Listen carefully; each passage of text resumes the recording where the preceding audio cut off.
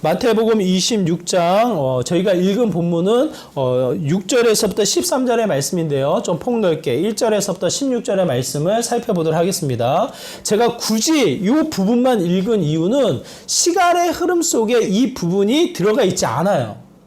시간의 개념으로 따져보면 요한복음 12장에 보면 시간의 배경을 우리가 알 수 있는데 고난주간이 시작되기 전날에 이 사건이 기록되어져 있습니다. 이 사건이 벌어져 있는 시기는 고난주간 전날이면 언제일까요? 토요일인 거예요. 토요일. 고난주간이 시작되어지는 토요일. 오늘날 우리의 시간으로 따지면 대청소하기 위해서 모이는 4월 1일 날 이 사건이 벌어졌고, 어디에 이 사건이 삽입되어져서 기록되어져 있냐면 예수님이 십자가에 달려 죽기 이틀 전에, 그러니까는 이 목요일쯤에, 죽기 이 목요일쯤에 이 벌어지는 사건 속에 삽입되어져 있어요. 우리가 읽진 않았지만 26장 1절에 보니까 이렇게 기록되어져 있습니다. 예수께서 이 말씀을 다 마치고 제자들에게 이르시되, 뭔가 말씀을 하시면서 이 가룟 유다의 흔적이 나올 때에 이 말씀의 사건이 삽입되어져서 이야기를 합니다. 뭔가 이 저자, 이 마태를 통해서 뭔가 강조되어져서 우리에게 드러내고자 하는 메시지가 이곳에 담겨져 있지 않을까 우리가 생각해 볼 수 있지 않겠어요? 나름대로의 이 순서를 바꿔서 이것을 삽입함으로 말미암아 주목해서 강조해 나가는 형태를 취하게 되어집니다. 무슨 메시지를 주고 있을까? 어떠한 부분에 강조되어져 있을까? 우리가 살펴보면 한 여자와 함께 수많은 무리들을 대조해서, 또 좀 시간이 지나면 가룟 유다와 함께 한 여자를 대조해서 그 여자를 생각해보는, 그 여자의 행위를 좀 더 주목해서 살펴보는 이 메시지를 주고 있는 것이 아닌가라는 생각이 들어요. 오늘 말씀을 살피기 전에 우리 곤충에 하던 이 이야기를 한번 생각해 보시기 바라요. 또 이 재밌는 이야기인데 생각의 거리를 우리에게 주는 것 같습니다. 이 메뚜기와 하루살이가 만났어요. 하루살이와 메뚜기가 너무 재밌게 하루를 즐겁게 놀았어요. 이 메뚜기가 너무 재밌게 놀아가지고 이 하루살이가 헤어지면서 인사를 합니다. 내일 또 보자.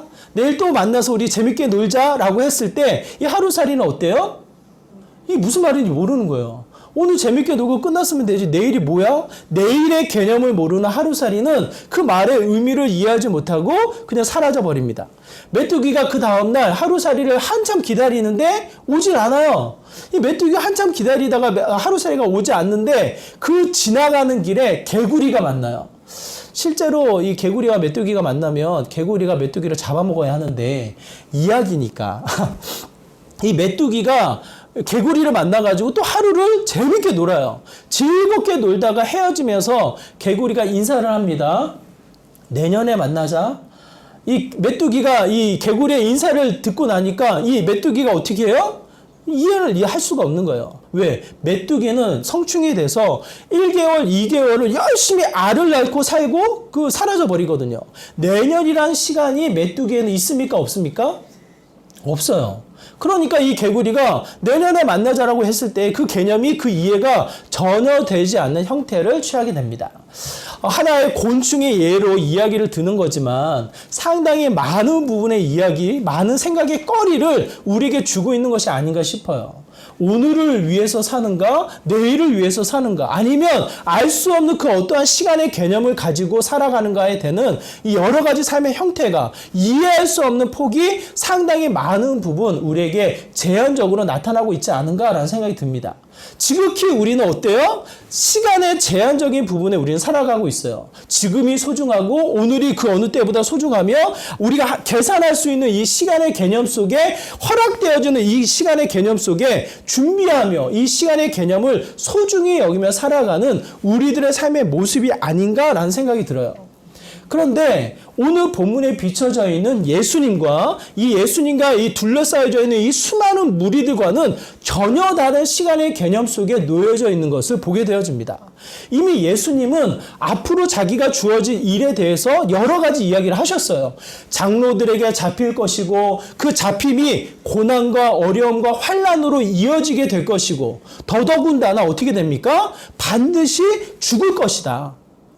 죽고 나서 끝나는 것이 아니라 그 죽음을 뛰어넘어 사흘 만에 살아날 것이다 라는 예수님이 겪을 이 일들에 대해서 이야기를 하셨단 말이에요. 근데 오늘 본문에 와서는 좀 더 강조해서 이야기를 합니다. 좀 더 다른 내용들이 강조되어져서 표현되어지는데 우리가 읽진 않았지만 2절의 말씀이 그래요. 우리 2절의 말씀 한번 같이 읽어볼까요? 2절입니다. 함께 있습니다. 시작. 너희가 아는 바와 같이 이틀이 지나면 유월절이라 인자가 십자가에 못 박히기 위하여 팔리리라 하시더라. 뭐가 강조되어져 있습니까? 예수님이 겪을 이 사건, 예수님이 앞으로 이루어질 일들에 대한 전개는 충분히 설명하셨음에도 불구하고 2절 오늘 본문의 새로운 말씀에서는 무엇이 강조되어져 있어요? 제가 다시 한번 읽어드릴게요. 너희가 아는 바와 같이 이틀이 지나면 유월절이라 인자가 십자가에 못 박히기 위하여 팔리리라 하시더라. 무엇이 새롭게 표현되어져 있습니까? 시간의 개념이 들어가 있어요. 본인이 겪을 일에 대해서 전개되어져 있음에도 불구하고 시간에 대한 개념은 이야기되어 있지 않았어요. 그런데 오늘 본문 이 사건이 펼쳐지면서 2절에서 무엇을 언급하냐면 이틀이 지나면 뭐가 됩니까? 유월절이 될 것이다.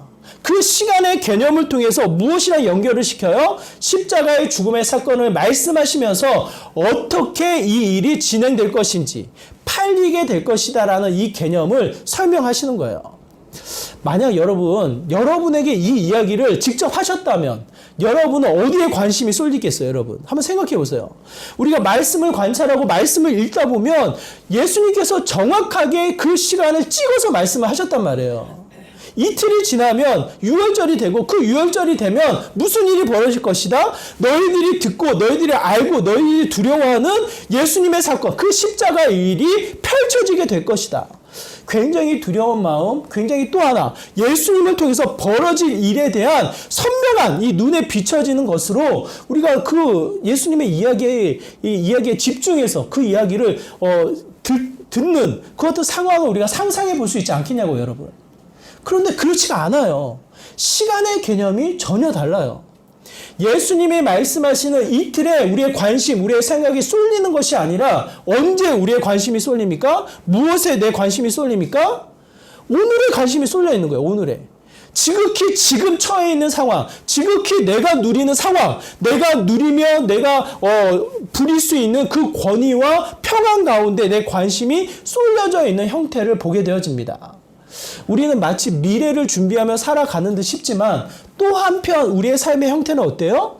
오늘에 매여 있는, 오늘을 살고자 애써 나가는 형태에 많은 부분 노출되어져서 그 안에 제한적으로 갇혀져 살아가는 모습이 아닌가라는 생각이 들어요. 실례를 제가 한번 들어볼게요. 저희 나라와 브라질과 저희 나라. 제가 이제 2009년도에 브라질을 갔기 때문에 제가 경험한 이야기예요. 우리가 가지고 있는 은행의 개념이 무엇입니까, 여러분? 여러분이 가지고 있는 은행이라 하면 어떠한 곳이에요? 은행 하면 어떠한 곳이에요? 제가 어렸을 때 자라오고 제가 지금까지 느껴지는 은행은 뭡니까? 내 돈을 맡기고 적은 돈이 조금씩 쌓여져서 내 자신이 불려지면서 나를 도와서 나의 가치를 누리게 해주게끔 도와주는 게 은행이잖아요. 목돈을 줘서 이자를 불리고 이자가 생겨서 그 돈이 내 삶에 이 유익을 줄 수 있게끔 내 돈을 관리해주고 보관해주는 게 은행이란 말이에요. 그래서 그 은행을 통해서 어떻게 합니까? 미래를 준비해 나가는 게 우리가 배우고 우리가 익혀왔던 이 은행의 개념이잖아요. 그렇지 않아요, 여러분? 그런데 이 브라질에서의 은행의 개념은 뭔지 아세요? 브라질에서의 은행의 개념은 뭐예요? 돈을 빌려오는 데 은행의 개념이 있는 거예요. 내 돈을 맡겨서 그 돈이 쌓여져 가고 그 쌓여진 만큼 이자를 누려나가는 혜택을 보는 게 은행이 아니라 브라질에서의 은행은 뭐냐면 돈을 빌려와서 오늘 내가 사야 할 것, 오늘 내가 누려야 할 것을 쓰는 게 목적인 거예요. 그게 은행이에요. 이게 무엇을 상징하냐면 그 나라의 가치와 그들의 삶의 일상 속에 놓여져 있는 시간의 개념이 전혀 다르다는 것을 의미합니다. 브라질의 개념이 뭐예요? 오늘을 사는 거예요. 오늘을 사는 거. 그들의 꿈, 그들의 큰 기대와 희망은 뭔지 아세요? 2월 달에 벌어지는 페스티벌에 참여하는 거예요. 이 페스티벌의 입장료가 한 달 월급이 되는 거예요. 한 달 월급. 뭐 우리나라 떨어지면 200만 원, 300만 원 뭐 그런 개념으로 이 페스티벌 입장료가 비싸요. 일주일에 축제가 벌어지는데 일주일의 축제를 위해서 1년 동안 돈을 벌어가지고 갚는 일을 하는 거예요. 오늘을 살고 올해를 사는데 목적을 두는 게 브라질의 개념이라면 우리나라는 어때요? 우리나라는 좀 더 미래를 준비하며 채워나가는 형태가 우리나라의 이 문화가 아닐까, 삶의 이 영향력이 아닐까 생각을 해보게 되어져요. 그런데 여러분, 요즘 아이들, 젊은 세대들을 보세요. 그렇죠? 젊은 세대들. 상당히 많이 바뀌었습니다. 직장의 개념이, 평생 직장의 개념이 사라졌어요. 내가 일을 하는 데 있어서 일의 개념이 뭐예요? 오늘을 살기 위해서, 오늘을 즐기기 위해서 일을 하는 경우가 상당히 많이 바뀌어진 형태를 취하게 되어져요. 은행의 개념이 바뀌었습니다. 요즘에 우리의 돈을 넣어서 이자를 받는 개념이 은행에 있습니까? 그렇지 않아요.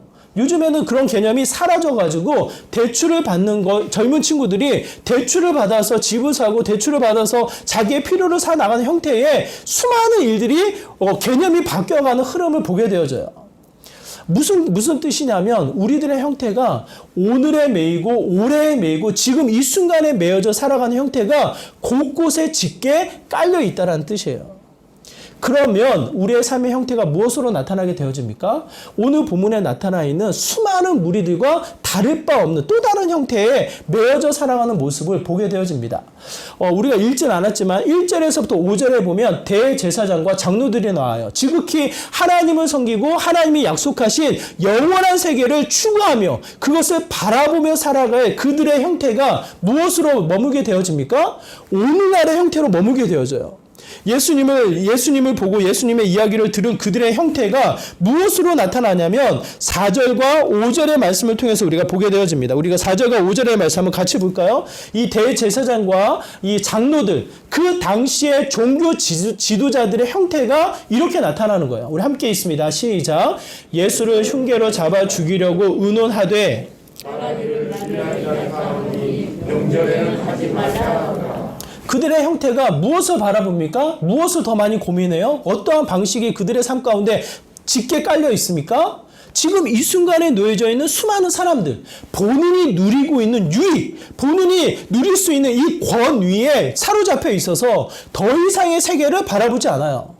예수님이 말씀하셨던 이틀 후에 이루어질 십자가의 사건과 그로 인한 하나님 나라의 놀라운 역사를 전혀 귀 기울여 듣질 않아요.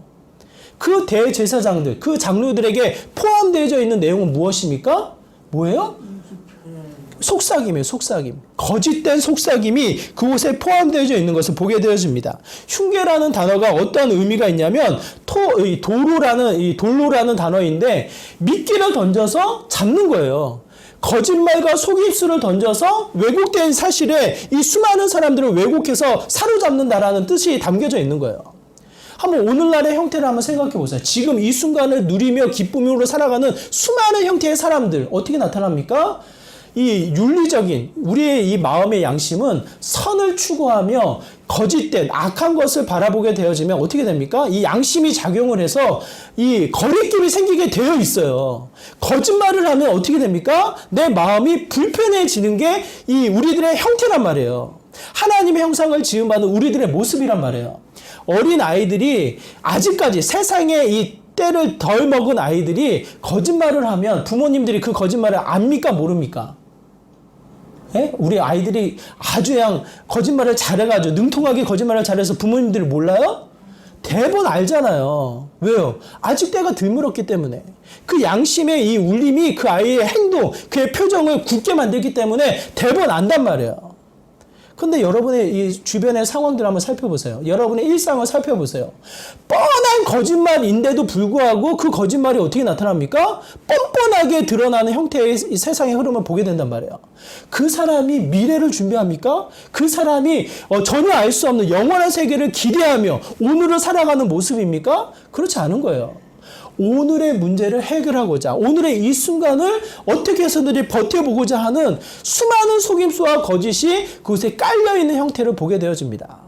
굉장히 속상하고 안타까운 모습으로 비춰지게 되어지고요. 오늘 본문에 우리가 읽은 말씀에 보면 어떠한 무리가 나오냐면 제자들이 나와요.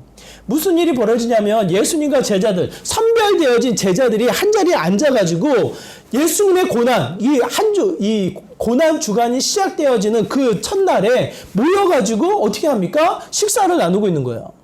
한 자리에 모여서 식사를 나누는 중에 한 여인이 옥합을 가지고 옵니다. 이 옥합은 뭐냐면 이 당시 중동 지역의 이 문화를 여러분이 이해하셔야 되는데 이 중동 지역의 문화에 이 사람들의 이 특이한 냄새가 있어요.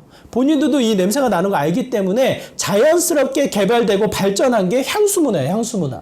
중동 지역의 이 문화는 향수를 굉장히 소중히 여겨서 이 향수를 혼인, 결혼을 할 때, 큰 어떤 예식을 치를 때에 준비된 향수를 꺼내 놓는 일을 벌리게 되어집니다.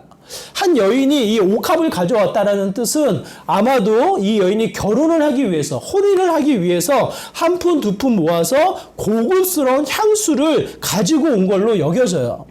이 곳곳에 이 향수를 사용하는데 이 여인이 가져온 것은 요한복음에 보니까 300데나리온의 가치의 옥합이라고 하니까 이 300데나리온은 오늘날의 이 가치로 따지면 1데나리온이 한 사람의 하루 1품이에요. 하루 1품.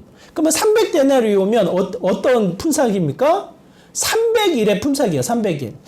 대충 따진다면 1년에 어떤 이 노동자의 이 연봉이 아닐까 싶어요. 연봉. 뭐 최저임금으로 따진다고 해도 대략 2,500에서 3,000 정도의 연봉이 되지 않을까 싶어요. 그 정도의 가치인 거예요. 그 정도의 가치의 옥합을 가지고 와서 어떻게 합니까? 어떻게 해요? 조용히 와서 예수님의 머리맡에 그 향수를 붓는 거예요. 그 향수가 내리면서 발기까지 흘러내리면서 이 여인이 그 향수로 닦아 나가는 형태를 취하게 됩니다. 이 모습을 본 제자들의 반응 어떨까요, 여러분? 그 모습을 본 제자들의 반응. 여러분이 만약 그 모습을 봤다면 저는 이 향수의 이 브랜드를 몰라가지고 정확한 표현을 모르겠어요. 뭐 2,500만 원 향수가 있는지 없는지 모르겠지만 그 정도의 가치의 향수를 가지고 와서 갑자기 제가 머릿결이 별로 없잖아요. 제 머리숱에 기름을 부으면서 발끝까지 흘러나가는 향수를 붓는다고 한번 생각해 보세요. 여러분이 어떻게 그 여인을 바라보시겠냐고요. 아마도 동일한 마음으로 그 제자들이 바라보지 않았을까 싶어요. 제자들의 반응이 이렇습니다. 8절의 말씀에 보니까 이렇게 기록되어 있습니다. 우리 8절의 말씀 한번 같이 볼까요? 함께 했습니다. 시작. 제자들이 보고 분기하여 이르되 무슨 의도로 이것을 허비하느냐. 우리가 읽진 않았지만 9절에 보니까 그걸 팔아가지고 가난한 사람들에게 나눠주면 더 많은 사람들을 먹이고 더 많은 사람들을 도와줄 수 있을 것만 같은데 아니 무슨 의도로 무슨 생각으로 그것을 허비하고 있느냐. 분개했대요. 분개. 화를 냈대요. 화를. 자, 여러분, 여인이 잘못한 것 같습니까? 제자들이 잘못한 것 같습니까? 여러분의 생각은 어때요? 저는 100% 제자들이 공감이 되어져요. 아니 그걸 낭비해? 그걸 괜히 부어서 없애버려? 한순간에 이 공간이 향수로 가득 채워지는 그런 어떤 이 반감과 기쁨은 있을 수 있지만 그걸 한순간에 없애버려? 그것을 팔아서 더 의미 있게 쓰면 얼마나 좋을까? 우리가 충분히 생각할 수 있는 내용 아니겠어요? 그럼에도 불구하고 예수님은 어떻게 하십니까? 예수님의 주목은 제자들을 향하고 있지 않아요. 예수님의 주목은 한 여인을 향해서 이 주목해 나가는 형태를 성경은 우리에게 말씀하고 있습니다. 왜 그 여인을 괴롭게 하느냐? 이 예수님의 형태를 통해서 우리가 다시 한번 생각해 본다면 제자들조차 무엇을 바라보고 있어요? 지금 눈에 보이는 가치, 눈에 보이는 경제적인 효과, 눈에 보이는 가난한 사람을 돕고자 하는 이 세상의 형태에 매여 있는 모습으로 멈춰 있지 않냐고요. 예수님이 그 제자들에게 가르쳐 주는 것은 또 다른 시간의 개념을 말씀하고 계십니다. 우리가 읽은 말씀에 보면 이와 같이 말씀하십니다. 11절의 말씀인데요. 우리 11절의 말씀 한번 같이 볼까요? 예수님이 말씀하시는 시간의 개념이 다른 부분을 이야기하고 있어요. 우리 11절의 말씀입니다. 함께 있습니다. 시작. 가난한 자들은 항상 너희와 함께 있거니와 나는 항상 함께 있지 아니하니라. 제자들이 전혀 생각하지 못한 시간의 개념.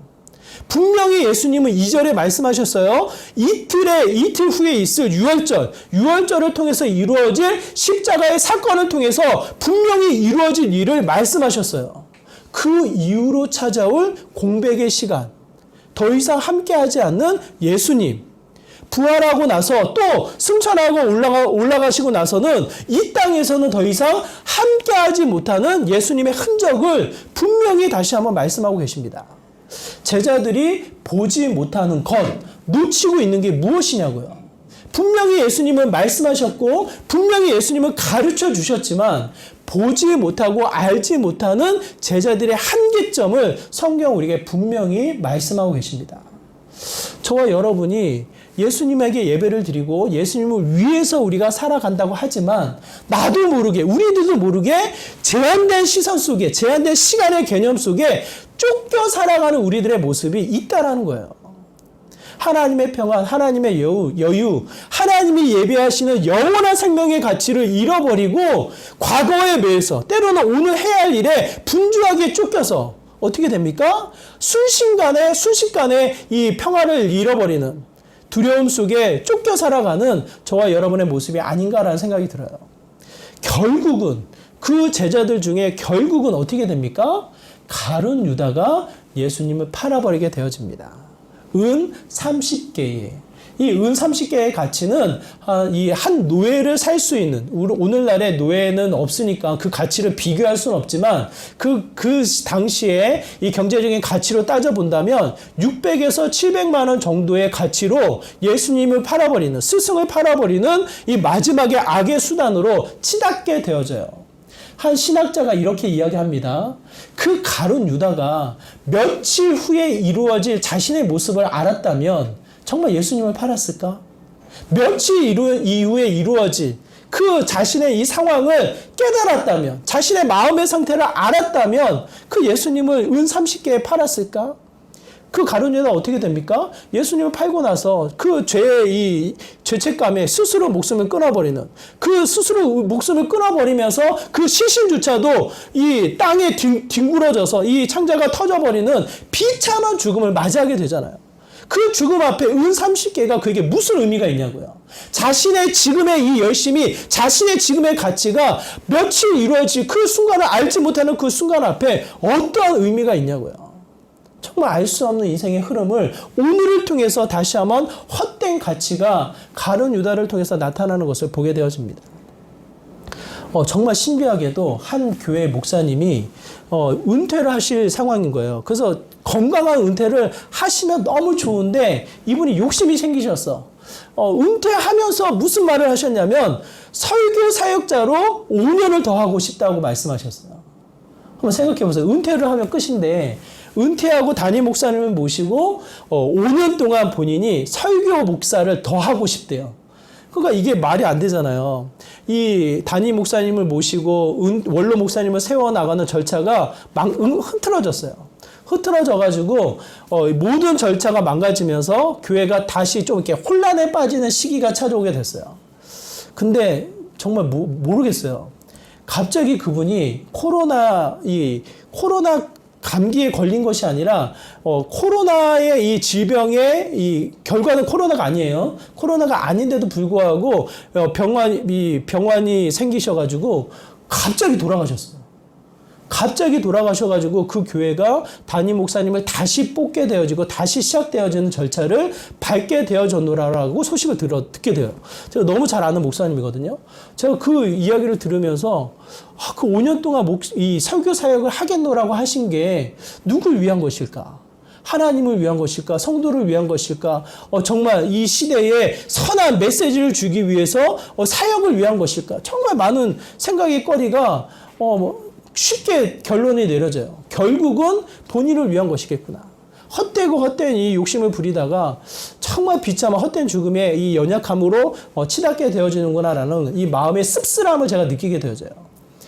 한번 생각해 보세요. 가룟 유다가 며칠 후에 이루어질 일을 알았다면 은 30개에 예수님을 팔았겠냐고요. 그야말로 오늘 지금 이 순간이 얼마나 많은 것들을 우리가 놓치며 살아가게 만드는 두려운 우리들의 모습인지를 성경 우리가 말씀하고 있습니다. 그러면서 대조에서 한 여인이 나타나는 거예요. 그 여인의 마음을 여러분이 한번 살펴보시기를 바라요. 그 여인은 어떻게 합니까? 뜬금없이 예수님에게 와서 그 가치의 이 기름을, 향수를 부으면서 이 형태를 나타내는 거예요. 그 여인의 마음은 우리가 알 수는 없지만 예수님이 그 여인을 가리켜서 이와 같이 표현을 합니다. 우리가 읽은 말씀인데요. 쉬운 성경으로 12절의 말씀을 함께 보기 원합니다. 12절의 말씀, 쉬운 성경에 보면 이렇게 기록되어져 있습니다. 함께 있습니다. 이 여자는 내 몸에 향유를 부어 내 장례를 준비한 것이다. 이 여인이 어떻게 이와 같은 일을 했을까?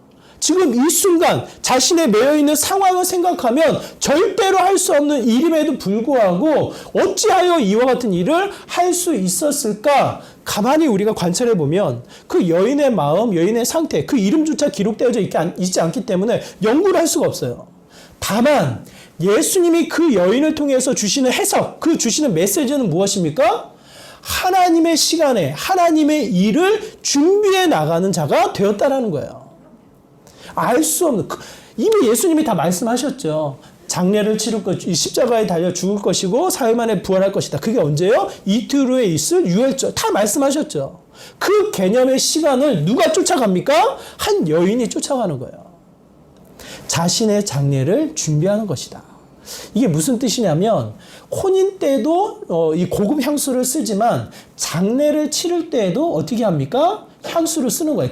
그 당시의 문화에서는. 시신의 가장 존귀한 이 향수를 온몸에 칠함으로 말미암아 부패하고 썩겠지만 그럼에도 불구하고 그의 가는 길은 향기로운 향수를 뿜어내며 또 다른 세상으로 갈 수 있는 이 길을 열어가는 장례의 절차를 치르게 되어집니다. 그래서 그 나라, 그 지역의 문화에 있어서는 향수는 태어날 때도 필요하고 태어날 때도 그 동방박사가 향수를 드리잖아요.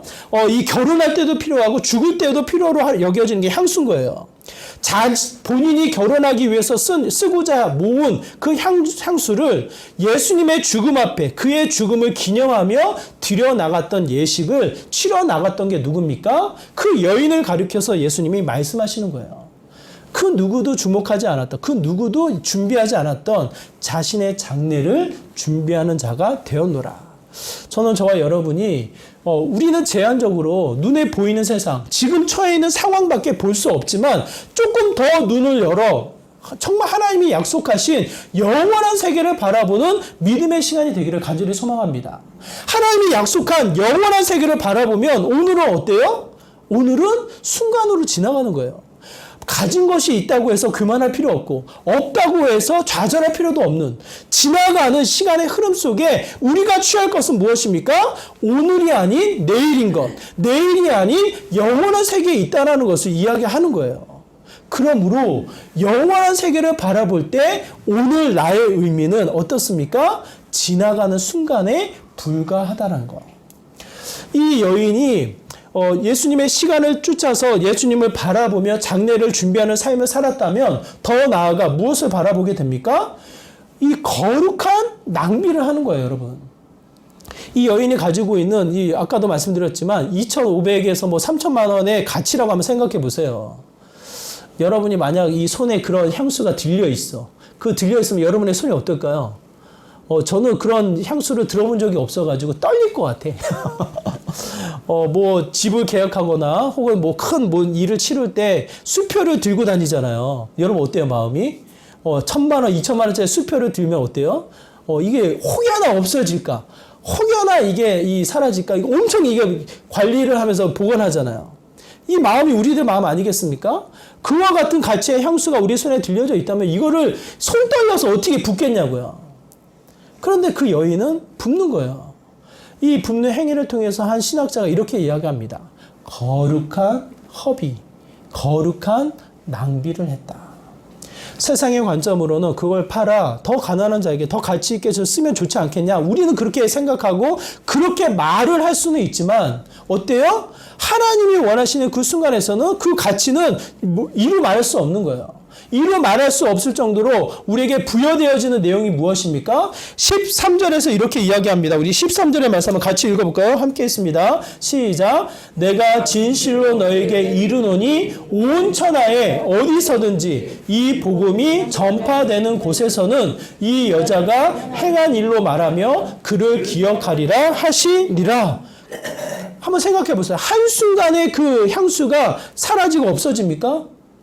그 짙은 향수가 내 몸에 뿌려짐으로 말미암아 오래 지속되어진다고 했을 때 꼭 100년이면 사라지는 거 아니에요? 오랫동안 쓰고 그 향수를 뿜어낸다면 100년, 150년 쓰고 사라지는 거 아니겠어요? 그런데 그 여인을 통해서 나타나는 향기, 예수님을 통해서 그 기름을 허비함으로 말미암아 들어지는 열매의 가치가 어떻게 나타납니까? 영원한 세계로 이어지는 거예요. 예수님의 장례를 치르며 예수님의 가치가 다시 한번 선포되어지며 예수님이 증거되어지는 예수님의 복음이 전해지는 곳곳마다 그 여인의 행실을 이야기하고 그의 행실을 통해서 하나님 나라의 가치를 기억하라. 성경 우리에게 말씀하고 있습니다. 여러분 기억하시기 바라요. 이 땅의 그 어떠한 가치도 하나님 나라의 그 어떤 것과 비교할 수 없는 순간에 불과하다라는 것, 제한적인 요소에 불과하다라는 것을 이야기합니다. 저희 어머니가 굉장히 화려하시잖아요. 화장도 잘하시고 예쁘게 꾸미시는 여성스러운 분이시거든요. 저희 어머니에게 다이아몬드 반지가 있어요. 놀랍지 않아요, 여러분? 근데 그 다이아몬드 반지를 껴본 모습을 본 적이 없어요, 제가. 아마 제가 처음 본 게 이런 비밀을 얘기하면 우리 어머니 되게 싫어하는데 이 다이아몬드가 생각보다 작진 않아요. 이게 눈에 보이만한 조그만한 게 아니라 한가운데 박혀있는 반지란 말이에요. 그것을 처음 샀을 때 어떻게 해서 제가 우연히 보게 된 거죠. 어머니가 막 자랑한 것도 아니고 보게 됐는데 그 이후로는 그 반지를 언제 끼는지를 제가 보지 못했어요. 근데 갖고 계셔. 그걸 가지고 계셔요. 그러면서 하시는 말씀, 저에게 하시는 말씀. 내가 죽으면 우리 아내한테 성화한테 줄 거니까 그렇게 알고 있어라. 그렇게 얘기를 하셔요. 늘. 그게 무슨 가치가 있냐고요. 그래서 무슨 의미가 있냐고요. 모르겠어요. 저희 어머니에게는 또 이게 소중하고 또 의미가 있는 반지이고 가치가 있는지 모르겠지만 정말 영원한 세계의 흐름에 있어서 하나님이 보여주시는 그 가치에 있어서 그 의미가 무슨 의미가 있겠냐고요. 세상에서 성공해서 높은 지위에 올라갑니다. 많은 사람들이 우러러봅니다. 존경합니다. 여러분 기억하세요? 그 위치가 영원하지가 않아요. 반드시 올라가면 어떻게 됩니까? 반드시 내려오게 되어 있어요. 이건희 회장도 최고 높은 자리에 올라갔다가 결국은 침대에 누워가지고 언제 죽냐고, 언제 죽어야지 이 경제적인 효과가 가장 크냐고 그걸 계산하면서 이 침상에서 죽지도 못하고 살지도 못하고 침상에서 오랜 시간 버티다가 결국에는 이 마지막을 치르는 일을 벌리게 되어진단 말이에요. 그걸 지켜보고 있는 의사들이 이게 뭐냐고 그게 무슨 의미가 있냐고 얘기를 한단 말이에요. 많은 것을 소유하고 많은 것을 누리고 있지만 죽을 때에 죽지 못하고 버티고 있는 이 상황이 무슨 의미가 있냐고 얘기를 한단 말이에요. 그러므로 오늘 본문에서 예수님은 다시 한번 말씀하십니다. 그 여인의 허비, 그 여인의 낭비가 그냥 그 가치로 끝나지 않는다고. 거룩한 낭비, 거룩한 허비가 되어 어떻게 됩니까? 하나님 나라가 세워지는 곳곳마다 그 가치가 증거되어지고 그 가치가 높이 드러나게 된다라고 성경은 우리에게 말씀하고 있어요. 그러므로 저와 여러분의 삶이 거룩한 낭비를 아까워하지 않기를 바라요. 우리 아이들에게, 자녀들에게, 또 우리 다음 세대들에게, 더 나아가 이 지역의 복음화를 위해서 이 나라에 예수 그리스도 하나님 나라를 세워나가는 데 있어서 거룩한 낭비, 거룩한 허비를 아까워하지 않기를 바라요. 떨립니다. 저도 이 2,500만 원짜리 향수를 부으려고 하면 손 발발발 떨려요. 그럼에도 불구하고 우리의 시선이 영원한 세계의 가치를 바라보며 그 가치를 쫓아 나아가는 믿음의 삶이 된다면 할 수 있는 거예요. 예수님을 통해서 우리가 할 수 있게끔 우리를 이끌어 나가신단 말이에요. 뭐가 완전하고 제가 할 수 있어서 이렇게 이야기하는 거 아니에요. 다만 그 출발점은 뭡니까?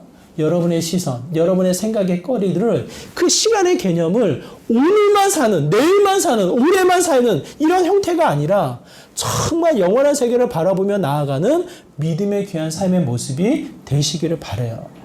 그때 조금 더 여유로워져요. 그때 조금 더 다른 사람을 이해할 수 있는 마음의 폭이 생겨요. 그때 조금 더 하나님을 위해서 드릴 수 있는 마음의 이 결단이 내 마음속에서 나타나요. 오늘의 이 상황에 이 시간의 개념 속에 멈추지 마시고 우리 한 여인을 통해서 또 예수님의 설명을 통해서 말씀하신 영원한 생명의 가치를 바라보시면서 한 걸음 한 걸음 주님 앞에 더 가까이 나아가는 믿음의 귀한 삶의 모습이 되시기를 간절히 소망합니다. 세상이 주목하기보다 뭐예요? 하나님이 주목하는 교회. 세상이 알아주기보다 뭐예요? 서로를 깊이 알아가며 그를 섬기며 그를 위해 살아가는 믿음의 공동체. 그러면 주님이 기억하는 믿음의 삶이 될 것으로 확신합니다. 영원한 세계의 가치를 통해 영원히 기억되어지는 저와 여러분의 믿음의 귀한 삶이 되시기를 주님의 이름으로 축원합니다. 우리 말씀을 기억하면서 함께 기도하기 원합니다. 오늘에만 사는 자가 아니라 이 세상에만 살아가는 자가 아니라 영원한 시대, 영원한 나라 하나님이 기억하는 믿음의 삶이 되기를 소망합니다. 다시 한번 깨어서 주님 바라보게 하시고 영원한 시간의 개념을 찾게 하여 주시고 내 삶 가운데 요구되어지는 정말 주님 앞에 모든 것을 드려나가는 거룩한 허비, 거룩한 낭비를 아까워하지 않는 믿음의 귀한 삶이 되게 하여 주시옵소서라고 이와 같은 마음으로 함께 기도하며 나가도록 하겠습니다. 기도합니다. 하나님 간절한 마음으로 기도합니다. 우리의 삶이 오늘에 멈추지 않길 소망합니다. 이 순간에 멈추지 않길 소망합니다. 나의 시간의 개념 속에 멈추지 않기를 소망합니다. 깨어서 주님 바라보며 깨어서 주님의 시간을 바라보며 달려나가는 믿음의 귀한 자리가 되길 소망합니다. 하나님의 그 시선 앞에 우리의 마음이 우리의 삶이 놓이게 하여 주시고 다시 한번 주님을 품고 하나님의 뜻을 이루어 나가는 믿음의 귀한 자리 되게 하여 주시옵소서. 주님이 기억하는 삶이 되게 하여 주시옵소서. 주님의 뜻을 이루어서 다시 한번 주님 앞에 달려나가는 믿음의 거룩한 삶이 되게 하여 주시옵소서. 주님